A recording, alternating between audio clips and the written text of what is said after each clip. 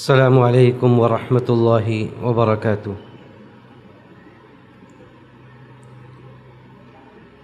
الحمد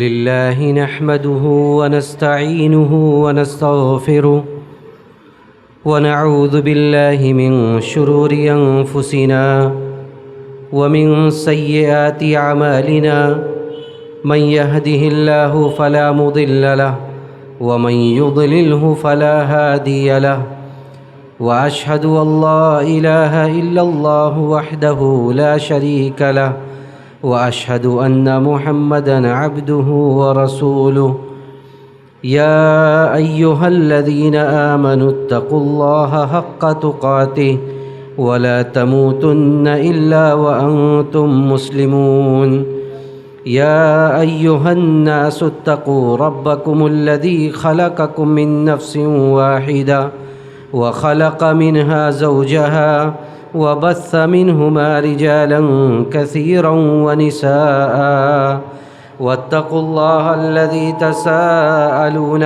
به والأرحام إن الله كان عليكم رقيبا يا أيها الذين آمنوا اتقوا الله وقولوا قولا سديدا يصلح لكم أعمالكم ويغفر لكم ذنوبكم ومن يطع الله ورسوله فقد فاز فوزا عظيما أما بعد فإن خير الحديث كتاب الله وخير الهدي هدي محمد صلى الله عليه وسلم وشر الأمور محدثاتها وكل محدثة بدعة وكل بدعة ضلالة وكل ضلالة في النار فأعوذ بالله السميع العليم من الشيطان الرجيم فبما رحمة من الله لنت لهم ولو كنت فظا غليظ القلب لانفضوا من حولك فاعف عنهم واستغفر لهم وشاورهم في الأمر۔ معزز حاضرین،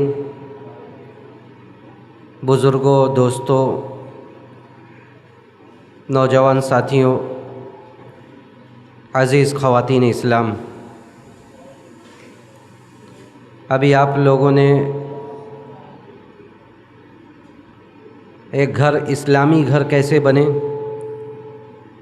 ایک گھر کے اسلامی گھر ہونے کے لیے کیا ضابطے ہیں، کیا شروط ہیں، وہ کون سی تعلیمات ہیں جن پر عمل پیرا ہو کر مسلمان اپنے گھروں میں سکون و اطمینان پیدا کر سکتے ہیں، سکون و اطمینان کا ماحول پیدا کر سکتے ہیں۔ ان ساری باتوں کو آپ لوگوں نے سنا۔ میں نے آپ لوگوں کے سامنے چند باتیں رکھنے کے لیے جو آیت کریمہ میں نے پڑھی، اس آیت کریمہ کا تعلق اخلاق و کردار کی بلندی سے ہے۔ اللہ رب العزت والجلال نے نبی علیہ الصلاۃ والسلام سے خطاب کرتے ہوئے یہ کہا کہ اگر آپ سخت مزاج ہوتے، اگر آپ بول چال میں سختی سے کام لیتے، تو یہ جو آپ کے ارد گرد بھیڑ ہے، جو آپ کے ارد گرد لوگ جمع ہیں، آپ کے اس سختی کی وجہ سے لوگ آپ کا ساتھ چھوڑ جاتے ہیں۔ اگر آپ بات چیت میں، آپ لوگوں کے ساتھ تعامل میں نرمی کا معاملہ نہیں برتیں گے تو عنقریب ہے، یا اگر نرمی کا معاملہ نہیں کرتے تو ممکن تھا کہ جو لوگ آپ کے ارد گرد ہیں یہ سارے لوگ آپ کا ساتھ چھوڑ جاتے ہیں۔ چونکہ ہم جس ماحول میں رہتے ہیں، جس سماج میں ہم رہتے ہیں، یہاں اکثر و بیشتر حالات میں یا اکثر و بیشتر گھرانوں میں جو نظام چلا آ رہا ہے وہ نظام صحیح ہے یا غلط ہے، یہ ایک الگ مسئلہ ہے، لیکن جو نظام چلا آ رہا ہے، جس نظام کو ہم نبھا رہے ہیں، جس نظام کو ہم برت رہے ہیں، وہ مشترکہ خاندانی نظام ہے۔ جس میں ایک باپ کے اگر کئی اولاد ہیں، کئی بیٹے ہیں، سب اس گھر میں رہتے ہیں، اور ظاہر سی بات ہے کہ ایک ساتھ رہتے ہوئے ساری انگلیاں برابر نہیں ہے، ساری انگلیاں برابر نہیں ہے، کسی کے مزاج کو کوئی چیز بھاتی ہے، کسی دوسرے کے مزاج کو کوئی دوسری چیز بھاتی ہے، اس لیے آپس میں بسا اوقات وقتی نا اتفاقی یا وقتی اختلاف یہ عین ممکن ہے، وقتی اختلاف یہ عین ممکن ہے۔ میں جو بات رکھنا چاہتا ہوں اس کا تعلق اسی سے کہ آدمی کیسے زندگی گزارے، وہ اپنے تعامل، اپنے اخلاق و کردار کو کس طرح بنا کر رکھے کہ وہ سارے لوگوں کے بیچ میں رہے بھی اور حتی الامکان اختلاف نہ ہو سکے۔ دیکھیے انگریزی میں ایک لفظ ہم لوگ کہتے ہیں جسے عربی میں کہا جاتا ہے اگنور کر دیجئے، انگریزی میں کہتے ہیں اگنور کر دیجئے۔ عربی میں امام احمد رحمہ اللہ کا ایک قول ہے جس سے میں بات آگے بڑھاتا ہوں۔ امام احمد نے کہا کہ العافیت عشرۃ اجزاء، اگر آپ عافیت چاہتے ہیں تو اس کے 10 حصے ہیں، عافیت کے 10 حصے ہیں، اور اس کا 9 حصہ جو ہے، 9 حصہ تغافل میں ہے۔ تغافل، بہت ساری باتیں ہم سمجھتے ہیں، بہت ساری باتیں ہم جانتے ہیں، اس کے باوجود ہم نظر انداز کر دیتے ہیں۔ اگر آپ اپنے اندر یہ کیفیت پیدا کر لیں کہ آپ بہت ساری باتیں جانتے ہوئے بھی نظر انداز کرنا آپ سیکھ جائیں، آپ جان رہے ہیں کہ فلاں آدمی ہمارے ساتھ کیا کر رہا ہے، لیکن اس کے باوجود آپ اعلیٰ اخلاق و کردار کا مظاہرہ کرتے ہوئے نظر انداز کر دیجئے، تو یہ بہت ساری آنے والی مصائب و مشکلات سے آپ کو دور رکھ سکتا ہے۔ اور اسی کو اگر عربی میں ہم کہیں تو اللہ کے رسول صلی اللہ علیہ وسلم کی سیرت طیبہ میں بہت سارے اس کے نمونے ہیں، بہت سارے اس کے نمونے ہیں، اور اگر اس کو ذرا اور وسیع معنی میں لے کر جایا جائے تو اس کا مطلب یہ ہوگا کہ اگر ہم دوسروں کے مشاعر، دوسروں کے جذبات، دوسروں کے فیلنگ سے کی قدر کرنا سیکھ لیں تو بہت سارے مصائب و مشکلات ایسے ہی ختم ہو جائیں۔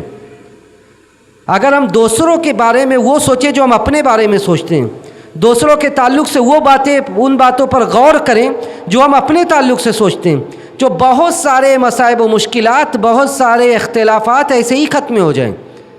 عربی میں ایک لفظ ہے جبر الخواطر، یعنی اگر آپ کو یہ محسوس ہو رہا ہے، اگر آپ یہ سمجھ رہے ہیں کہ آپ کی بعض باتوں سے لوگ رنجیدہ ہو سکتے ہیں، آپ کی بعض باتیں لوگوں کے لیے دل آزاری کا سبب بن سکتی ہیں، آپ کی بعض باتیں لوگوں کو رنجیدہ و کبیرہ خاطر کر سکتی ہیں، تو آپ اپنی ایسی باتیں اپنے پاس رکھیں۔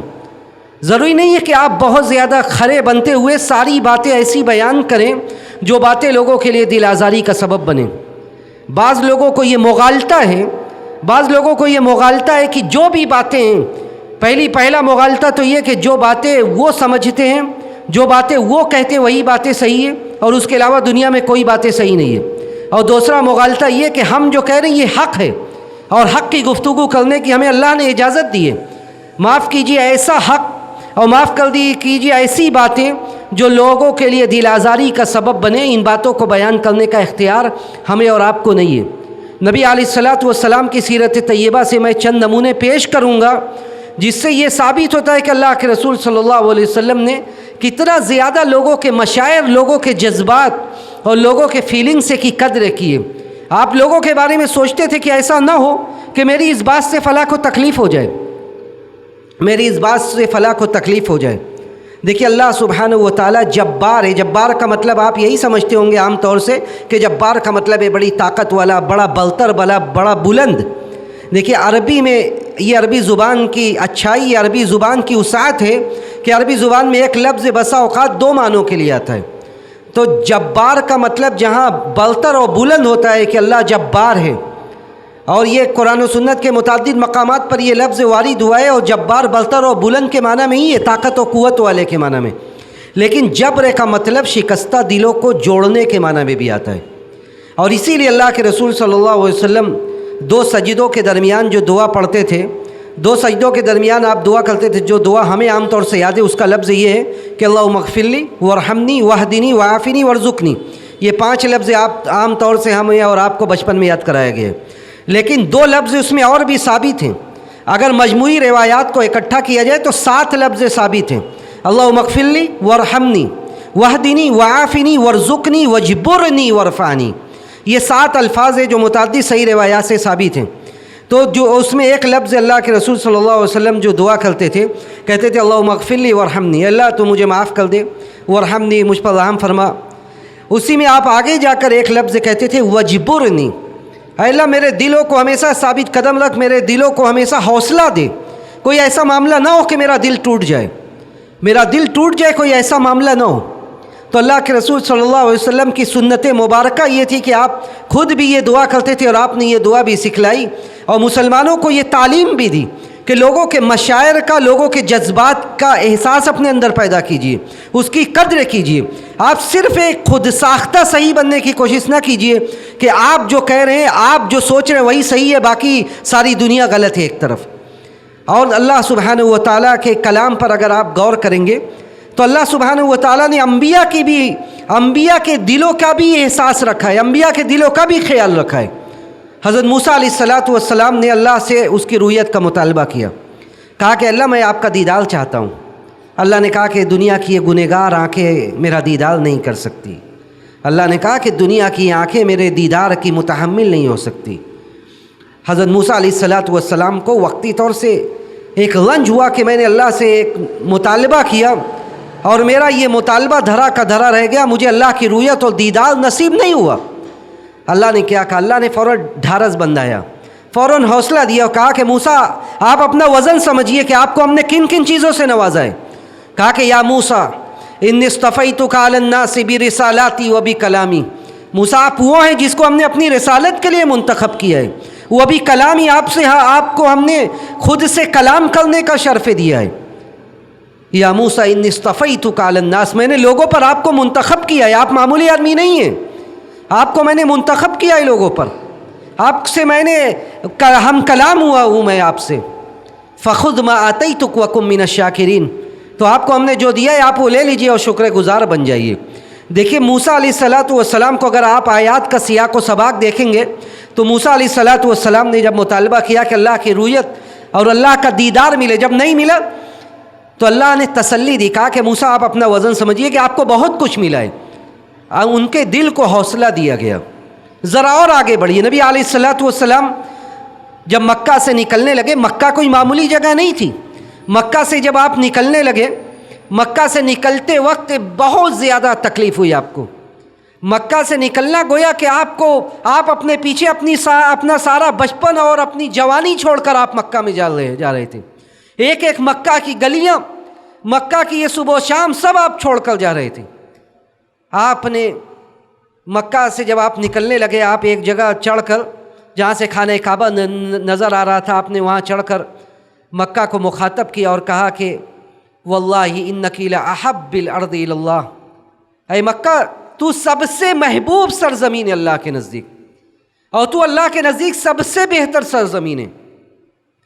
लौ लम युखरिजूनी मा खरजतु मिन, अगर ये मक्का वाले मुझे निकालते ना तो मैं निकलता नहीं, अगर मक्का के लोग मुझे निकालते नहीं तो मैं नहीं निकलता। यानी अल्लाह के रसूल सल्लल्लाहु अलैहि वसल्लम अपने गम का इजहार कर रहे थे कि यहाँ ऐ मक्का तुझे छोड़ना ये मामूली बात नहीं है। आपने अपने गम का इजहार किया और कहा कि यहाँ से निकलना मेरे लिए बड़ी तकलीफ़ का सबब है। अल्लाह ने आपको तसल्ली दी। अभी आप मदीना के रास्ते में थे, मदीना के रास्ते में थे, अल्लाह ने आयत नाजिल की और कहा कि इन्नल्लज़ी फ़रज़ अलैकल क़ुरआन लराद्दुका इला मआद, कि जिस ज़ात ने कुरान का नुज़ूल आपके ऊपर किया है, जिसने कुरान को नाजिल किया है, वो आपको आपके माद की तरफ लौटा देगा। मुफस्सिरीन ने जिक्र किया कि इससे मुराद ये है कि एक वो वक्त आएगा कि मक्का की ये सरज़मीन जहाँ से आपको निकाला गया है, उसी सरज़मीन में आपको फ़तह नुसरत के साथ वापस भेजा जाएगा, उसी सरज़मीन में आपको इज़्ज़त व वक़ार के साथ लौटाया जाएगा। और तारीख़ ने वो वक्त भी देखा कि जब हिजरत का 8वां साल था, पूरे इज़्ज़त व वक़ार के साथ नबी अलैहिस्सलातु वस्सलाम और मुसलमान मदीना आए और मुसलमान मदीना से मक्का आए, मक्का को फ़तह किया गया और वो जगह जो बुतों की गंदगियाँ जहाँ थी, उस जगह को अल्लाह के इस घर को, जिस घर की तामीर अल्लाह के तौहीद पर की गई थी, उस घर को अल्लाह के हुक्म से सारी गंदगी और सारी बुराइयों से पाको साफ़ कर दिया गया। تو یہ دوسروں کے مشاعر کا خیال کرنا، دوسروں کے جذبات کو سمجھنا، یہ بڑا اعلیٰ اخلاق و کردار کی دلیل ہے، یہ آپ کے اعلیٰ ظرف کی دلیل ہے کہ آپ کا ظرف اتنا وسیع ہے کہ آپ دوسروں کو بھی سمجھ رہے ہیں، آپ کا ظرف اتنا وسیع ہے کہ آپ دوسروں کی باتوں کو بھی لے رہے ہیں۔ اور جب آدمی دوسروں کی باتوں کو نہ لے، یہ مغالطہ پال کر رکھے کہ وہ صرف صحیح ہے اور دوسروں کے جذبات، دوسروں کے احساسات کو نہ سمجھے، تو گویا کہ اس کا ظرف تنگ ہے۔ اور اللہ کے رسول صلی اللہ علیہ وسلم اخلاق کے معاملے میں عام طور سے ساری چیزوں میں آپ بڑے اعلیٰ اخلاق پر فائز تھے۔ آپ میں دوسرے لوگوں کے مشاعر کا خیال کرتے تھے، جو بیمار ہوتے تھے ان کی مزاج پرسی کرتے تھے، جو پریشان ہوتے تھے ان کی خبرگیری کرتے تھے۔ ایسے ہی جن لوگوں کے بارے میں یہ ہوتا تھا کہ ان کا دل ٹوٹ جائے گا، آپ ان کے جذبات کا خاص طور سے خیال رکھتے تھے۔ بلکہ آپ برائیاں دیکھ کر بھی لوگوں سے نام لے کر نہیں کرتے تھے، کہتے تھے کہ تم نے یہ برائی کیوں کی۔ برائیاں دیکھ کر بھی آپ یہ نہیں کہتے تھے الا یہ کہ تنہائی میں ہو معاملہ، ورنہ آپ جب مجمع میں خطاب کرتے تھے، مجمع میں آپ اس برائی پر ٹوکتے تھے تو یہ نہیں کہتے تھے کہ تم نے یہ برائی کیوں کیا۔ آپ کہتے تھے ما بال اقوام، لوگوں کو کیا ہو گیا کہ یہ اور یہ کام کر رہے ہیں، لوگوں کو کیا ہو گیا ہے کہ ایسی باتیں کر رہے ہیں۔ آپ یہ نہیں کہتے تھے کہ زید بکر عمر تم ہی کیا کر رہے ہو، آپ کہتے تھے لوگوں کو کیا ہو گیا کہ یہ ایسے اور ایسی بات کر رہے ہیں۔ تو آپ لوگوں کے جذبات کا اس حد تک خیال رکھتے تھے۔ آپ حالت احرام میں، آپ کی سیرت کے اتنے نمونے، سیرت صرف یہ نہیں کہ سرسری طور سے آدمی پڑھ جائے، بلکہ پڑھیے اور دیکھیے کہ اللہ کے رسول صلی اللہ علیہ وسلم نے سکھلایا کیا ہے۔ صعب ابن جسامہ رضی اللہ تعالیٰ عنہ، آپ حالت احرام میں ایک شکار آپ کو دیتے ہیں، شکار کر کے وہ گوشت آپ کو ہدیہ دیتے ہیں۔ یہ دیکھیے مسئلہ ہے کہ اگر محرم کے لیے جو حالت احرام میں اس کے لیے شکار کیا جائے تو وہ گوشت کھانا محرم کے لیے جو حالت احرام میں اس کے لیے جائز نہیں ہے۔ اللہ کے رسول صلی اللہ علیہ وسلم کو وہ گوشت دیتے ہیں، اللہ کے رسول صلی اللہ علیہ وسلم لوٹا دیتے، صحابی رسول کا چہرہ اتل جاتا ہے، صحابی رسول کا چہرہ اتل جاتا ہے۔ اللہ کے رسول صلی اللہ علیہ وسلم بلاتے ہیں انہیں اور کہتے ہیں کہ لسنا برد علیک ولکننا حرم، ہم تمہارا ہدیہ لوٹانے والے نہیں تھے، ہم تمہارا لوٹاتے نہیں، لیکن ہم حالت احرام میں اس لیے ہم نے تمہارا ہدیہ لوٹا دیا۔ آپ نے فوراً چہرہ پڑھ لیا کہ اس بندے کا دل ٹوٹ گیا کہ میں نے اس کا ہدیہ لوٹا دیا۔ آپ نے کہا کہ دیکھو میں تمہارا ہدیہ لوٹاتا نہیں، لیکن ہم چونکہ حالت احرام میں یہ مسئلہ ہے کہ ہمارے لیے چونکہ تم نے شکار کیا تھا اس لیے ہم نے لوٹا دیا اور ہم اسے نہیں کھا سکتے، معذرت۔ تو آپ نے ایک معمولی سی چیز، آپ کو ہدیہ دیا جائے، آپ کو اختیار ہے لینا لیں، لیکن سامنے والے کو تکلیف ہو سکتی ہے۔ اللہ کے رسول نے فوراً آ کے بلا کر وضاحت کی، کہا دیکھو میں تمہارا ہدیہ صرف اس لیے لوٹایا ہوں کیونکہ ہم حالت احرام میں۔ اللہ کے رسول صلی اللہ علیہ وسلم اس حد تک لوگوں کے مشاعر کا، لوگوں کے جذبات کا خیال کرتے تھے۔ حضرت جابر رضی اللہ تعالیٰ عنہ وہ صحابی ہیں جو مکثرین بھی روایہ ہیں، جن سے زیادہ حدیثیں روایت 1000 سے زیادہ۔ حضرت جابر رضی اللہ تعالیٰ عنہ ایک وقت ایسا آتا ہے کہ اللہ کے رسول صلی اللہ علیہ وسلم کے پاس آتے ہیں بڑے رنجیدہ، بڑے غمگین۔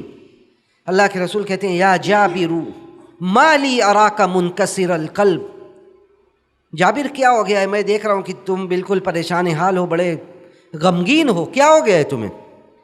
کہا کہ استشہد ابی وترک عیالا ودینا، کہا کہ اللہ کے رسول میرے ابا کا انتقال ہو گیا ہے اور میرے ابا جاتے جاتے میرے ابا کے اوپر بڑا قرض تھا، قرض بھی چھوڑ کے گئے اور بڑی لمبی چوڑی ان کے پیچھے فیملی ہے۔ حضرت جابر نے کہا کہ میرے ابا کا انتقال ہوا ہے، قرض بھی ان کے اوپر بہت تھا اور بڑی لمبی چوڑی فیملی ہے گھر میں، اور کوئی کمانے دھمانے والا نہیں ہے، بڑی پریشانی کا وقت گزر گیا ہے۔ اللہ کے رسول صلی اللہ علیہ وسلم پر قربان جائیے فدا ہو ابی و امی، آپ نے کن بہترین الفاظ کے ساتھ حضرت جابر کو حوصلہ دیا اور تسلی دی۔ کہا کہ جابر کیا میں تمہیں وہ بات نہ بتلاؤں، افلا ابشرک بما لقی اللہ بہ اباک، اے جابر کیا میں تمہیں وہ بشارت نہ دوں جو تمہارے ابا کو ملی اللہ کے یہاں؟ کیا تمہیں میں وہ بات نہ بتلاؤں جو تمہارے ابا کی نوازش ہوئی اللہ کے دربار میں؟ حضرت جابر کہتے بلا یا رسول اللہ، اللہ کے رسول ضرور بتلائیے کیا ہو گیا ایسا؟ کہتے ہیں کہ امام نہد، اللہ کے رسول کہتے ہیں کہ جابر یہ سنو کہ جو بھی ہوئے جو بھی اللہ تعالیٰ اگر اس سے ہم کلام ہوتا ہے تو ترجمان کے واسطے سے یا تو پردے کے پیچھے سے، الا اباک کلم اللہ کفاہن، سوائے تمہارے ابا کے کہ اللہ نے ان سے روبرو گفتگو کی. اور یہ ان کے ابا کا، محدثین کہتے ہیں کہ یہ ان کے ابا کی کرامت یا ان کے ابا کی خصوصیت تھی. غالباً ان کے ابا کا نام، ان کے والد کا نام عمرو بن حرام تھا. کہتے ہیں کہ یہ عمرو بن حرام کی خصوصیت تھی کہ اللہ تعالیٰ نے ان سے روبرو بغیر کسی آڑ کے ان سے کلام کیا. تو اللہ کے رسول صلی اللہ علیہ وسلم نے معاملے کو، حضرت جابر نے اپنی جو شکایت کی، حضرت جابر کے اس سوال کا جواب دینے کے بجائے فوراً ایسی بات بیان کی کہ حضرت جابر خوش ہو جائیں. آپ نے کہا کہ تم یہاں قرض کا اور اپنے لمبی چوڑی فیملی کا رونا رو رہے ہو، تمہارے ابا کی نوازش اللہ نے ایسے کی ہے کہ جو سارے لوگوں کو اللہ سبحانہ و تعالیٰ پردے کے پیچھے سے ان سے خطاب کرتا ہے اگر کرتا ہے، اور یہاں تمہارے ابا سے اللہ ڈائریکٹ خطاب کر رہا ہے اور کہہ رہا ہے، آپ کے ابا سے اللہ نے کہا کہ تمنی بما اوتیک، تمنا کرو جو بھی چاہو، جو چاہو تمنا کرو میں تمہیں دوں گا. حضرت جابر خوش ہو جاتے ہیں، پوچھتے ہیں کہ میرے ابا نے کیا تمنا کی؟ کہا کہ اللہ کے رسول صلی اللہ علیہ وسلم نے کہا کہ جابر، آپ کے والد نے کہا کہ اے اللہ مجھے دوبارہ زندگی دی. یہ صحابہ کی قربانیاں دیکھیے، ان کے دل کا احساس دیکھیے. کہتے حضرت جابر کے والد نے کہا کہ اللہ مجھے دوبارہ زندگی دیجیے، میں دوبارہ تیری راہ میں شہید ہونا چاہتا ہوں، میں دوبارہ تیری راہ میں شہید ہونا چاہتا ہوں، مجھے شہادت کی موت دیجیے تاکہ میں دوبارہ دنیا میں جاؤں اور دوبارہ دنیا میں جا کر میں لوگوں کو بتلاؤں کہ شہادت کا مقام کیا ہے. اور اسی موقع پر اللہ نے یہ آیت نازل کی کہ وَلَا تَحْسَبَنَّ الَّذِينَ قُتِلُوا فِي سَبِيلِ اللَّهِ أَمْوَاتًا، کہ جو لوگ اللہ کے راہ میں شہید ہو گئے تم انہیں مردہ نہ سمجھو. تو حضرت جابر رضی اللہ تعالیٰ عنہ کی کو تسلی اللہ نے کس، اللہ کے رسول صلی اللہ علیہ وسلم نے کس طرح دی، معاملے کو ڈائیورٹ کر دیا. کہا کہ جابر تم یہاں قرض لے کر بیٹھے ہوئے، تمہارے ابا کس مقام پر پہنچ گئے. تو اللہ کے رسول صلی اللہ علیہ وسلم اس طرح لوگوں کی مزاج پرسی کرتے تھے. ایک صحابی آتے تھے اللہ کے رسول کے ساتھ نماز پڑھتے تھے. مسجد کس لیے بنائی گئی ہے؟ مسجد میں باجماعت نماز کا اہتمام کرنے کی ترغیب اور تلقین کیوں کی گئی ہے؟ تاکہ ہم دوسروں کو دیکھیں کون آ رہا ہے کون نہیں آ رہا ہے، ایک دوسرے سے روابط بڑھیں. اور اسی لیے صحابہ اکرام کہتے ہیں کہ جو لوگ نہیں آتے تھے، مسجد کے قریب ہونے کے باوجود مسجد میں حاضر نہیں ہوتے تھے، ان کے بارے میں ہم یہ سمجھتے تھے کہ ان کے دلوں میں نفاق کا مرض آ چکا ہے. ابراہیم نخعی کہتے تھے کہ جو ہمارے زمانے تک جو لوگ مسجد میں نہیں آتے تھے، اسانا بہ الظن، ہم ان سے بدگمانی میں پڑ جاتے تھے. تو یہ کیوں تھا؟ اللہ کے رسول صلی اللہ علیہ وسلم نے یہ سکھلایا کہ سب کے بارے میں دیکھا جائے کون مسجد میں آ رہا ہے کون نہیں آ رہا ہے. کہا کہ ایک صحابی آتے تھے اچانک آنا بند کر دیے، اللہ کے رسول نوٹس کرتے تھے کون آ رہا ہے کون نہیں آ رہا ہے. آپ نے پوچھا کہ فلاں آدمی مسجد میں برابر حاضر رہتے تھے اب کیوں نہیں دکھ رہے ہیں؟ تو صحابہ اکرام نے کہا کہ اللہ کے رسول، وہ جو آدمی آتے تھے ان کے ساتھ آپ ایک بچے کو دیکھتے تھے اور ان کے اس بچے کا انتقال ہو گیا، ان کے اس بچے کا انتقال ہو گیا. آدمی کے سامنے یہ انسان کے لیے معمولی آزمائش نہیں ہے، یہ انسان کے لیے معمولی آزمائش نہیں ہے کہ آدمی کے سامنے، باپ کے سامنے اس کا بیٹا وفات پا جائے، باپ اپنے کاندھوں پر اپنے بیٹے کا جنازہ اٹھائے. بیٹے کا انتقال ہو گیا، باپ ٹوٹ گیا، گھر میں رہنے لگا، مسجد میں حاضر نہیں ہوتا تھا. اللہ کے رسول صلی اللہ علیہ وسلم اس آدمی کے، اس صحابی کے گھر تک جاتے ہیں، پوچھتے ہیں کیا معاملہ ہو گیا؟ رونے لگتے، کہتے ہیں کہ میرا بیٹا فوت ہو گیا، میرے بیٹے کا انتقال ہو گیا. اللہ کے رسول صلی اللہ علیہ وسلم ان سے کیا بہترین جملے کے ذریعے آپ ان کو تسلی دیتے، کہتے ہیں کہ آپ کو زیادہ کیا پسند ہے؟ آپ یہ بتلائیے کہ آپ کو زیادہ کیا پسند ہے؟ آپ کو زیادہ یہ پسند ہے کہ آپ کا بیٹا ایک لمبی زندگی آپ کے ساتھ گزارتا، آپ اس کے ساتھ خوشی کی زندگی گزارتے، یا آپ کو زیادہ یہ پسند ہے کہ کل قیامت کے دن جب آپ جنت میں جانے لگے تو جنت کے ہر دروازے کے باہر آپ کا وہ بیٹا ملے جو بچپن میں فوت ہو گیا ہے؟ آپ کو زیادہ کیا پسند ہے کہ کل جب جنت میں آپ کا دخول ہو تو آپ سے پہلے آپ کا بیٹا جنت کے دروازے پر کھڑا ہوا ہو، آپ کے استقبال کے لیے وہ وہاں پہ موجود ہو؟ کہتے ہیں صحابی رسول رونے لگتے ہو، کہتے ہیں اللہ کے رسول مجھے زیادہ یہ پسند ہے کہ مجھ سے پہلے میرا بیٹا جنت میں جائے، مجھ سے پہلے میرا بیٹا جنت میں جائے اور کل وہ میرے استقبال کے لیے جنت میں کھڑا رہے. اللہ کے رسول صلی اللہ علیہ وسلم نے کہا کہ انشاءاللہ تمہارا یہ بیٹا تم سے پہلے جنت میں جائے گا اور تمہارا استقبال کرے گا جنت کے ہر دروازے پر. یہ نبی علیہ الصلوۃ والسلام کا اسلوب تھا. लोगों के फीलिंग्स से की कद्र करते थे आप, लोगों के हालात का, लोगों के जज्बात का, लोगों के एहसासात के बारे में खुद भी सोचते थे कि लोग किस हालात से दो चार हैं, लोगों के दिल में क्या चल रहा है, लोगों के ऊपर कैसे हालात से लोग गुजर रहे हैं, और उसी हिसाब से लोगों की मिजाज पुरसी करते थे, लोगों की को तसल्ली देते थे। और ये याद रखिए कि मसाइब व मुश्किलात के वक्त आपके तसल्ली के दो बोल हमेशा ताहयात याद रह जाते हैं। मसाइब व मुश्किलात के वक्त तसल्ली के दो बोल ताहयात याद रह जाते हैं। और ये भी याद रखें कि मसाइब व मुश्किलात के वक्त आपका हंसना, आपका ठट्ठा लगाना, उसका मजाक उड़ाना, ये भी ताहयात याद रह जाता है। अम्मा आयशा रज़ी अल्लाह ताला अन्हा के ऊपर जब तोहमत लगाई गई, ये मामूली मसला नहीं था। तारीख़ का ये ऐसा तारीख बाब है, ये ऐसा सियाह बाब है कि उम्मुल मोमिनीन पर तोहमत लगाई गई ज़िना की तोहमत किसी आम बंदी पर नहीं, किसी आम औरत पर नहीं, उम्मुल मोमिनीन पर लगाई गई। और अच्छे भले कुछ लोग भी उसमें शामिल हो गए। मामला यहाँ तक पहुँचा कि उम्मुल मोमिनीन हज़रत आयशा रज़ी अल्लाह ताला अन्हा अपने वालिद गिरामी अबू बकर के घर चली जाती हैं। कहती हैं, खुद बयान करती हैं कि दो रात और एक दिन मैं मुसलसल रोती रही। 2 रात और 1 दिन मैं मुसलसल रोती रही। मेरा रोना रुक ही नहीं रहा था, मेरा आंसू बंद ही नहीं हो रहा था। कहती हैं, इसी दरमियान एक औरत आती है और आकर मेरे बगल में बैठ जाती है।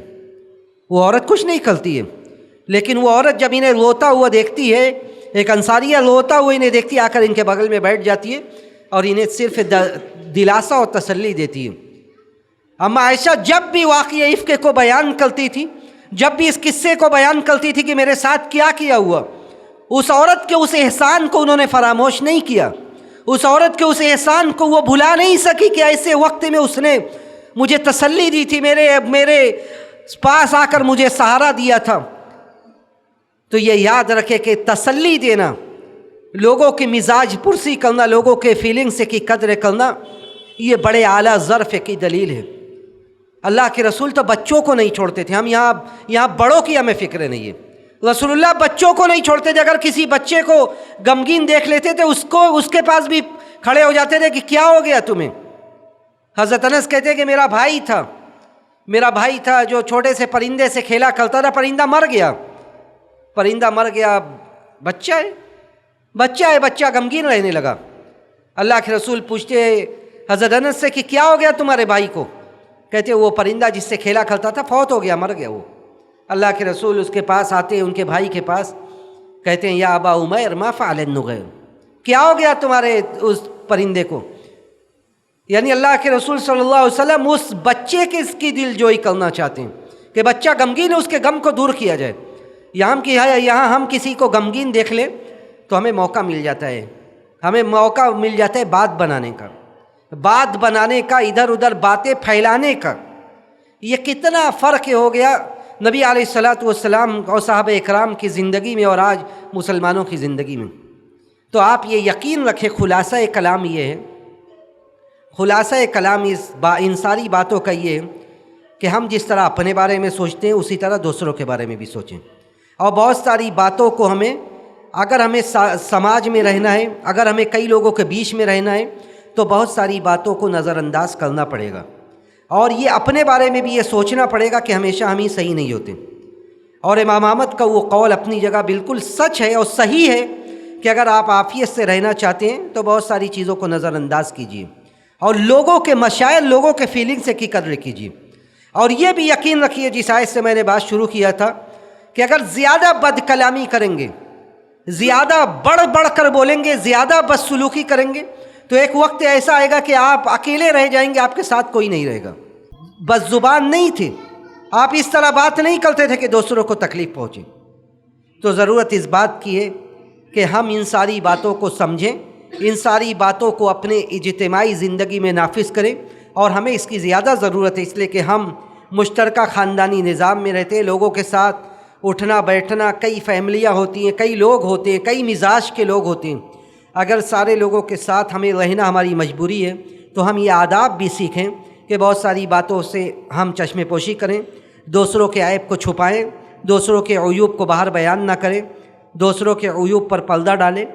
اور اللہ سبحانہ و تعالیٰ سے یہی دعا کریں کہ بار الہ تو ہم سب کو مل جل کر رہنے کی توفیق نصیب فرما، بار الہ ہر طرح کی اخلاقی بیماری سے ہمیں دور رہنے کی توفیق نصیب فرما، بار الہ اس گھر کے لوگوں نے اس طرح کا یہ پروگرام جو منعقد کیا، بار الہ تو ان کی ان کاوشوں کو شرف قبولیت سے نواز دے، ان کے مال و اولاد میں برکت دے، ان کے کاروبار میں برکت دے، بار الہ تو ہم سب کو جنت الفردوس میں جگہ عطا فرما، ہم سب کو جنت الفردوس میں اکٹھا کر دے، بار الہ دوسرے لوگوں کو بھی اس طرح کے پروگرام منعقد کرنے کی توفیق نصیب فرما، اور جب ہمارا اس دنیا سے جانے کا وقت آئے تو ہمیں اس بات کی توفیق دے کہ ہمارا آخری کلمہ کلمہ توحید ہو۔ ربنا تقبل منا انک انت السمیع العلیم وتب علینا انک انت التواب الرحیم، وآخر دعوانا ان الحمد للہ رب العالمین، والسلام علیکم ورحمۃ اللہ وبرکاتہ۔